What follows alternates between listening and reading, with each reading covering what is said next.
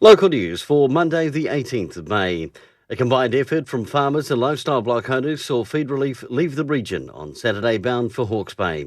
Over 600 bales of hay made their way via convoy as the region continues to experience a shortage of stock feed. Upgrade work has resumed on building a better rail network for the Wellington region. After more than 7 weeks of only being able to carry out essential maintenance, Kiwi Rail has resumed its Wellington Metro upgrade program and track maintenance work across all 4 lines, including Wairarapa.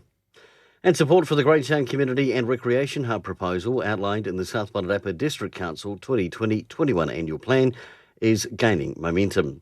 With just over a week to go before submissions, just under a week to go before submissions close, video endorsement proposals from the likes of former Black Cap Seth Rance, Stephen Donald, former All Black, and Wairarapa-based former Phoenix player Paul Oval are just some of the sporting stars to lend their names to help future-proof sport and recreation facilities in Greytown.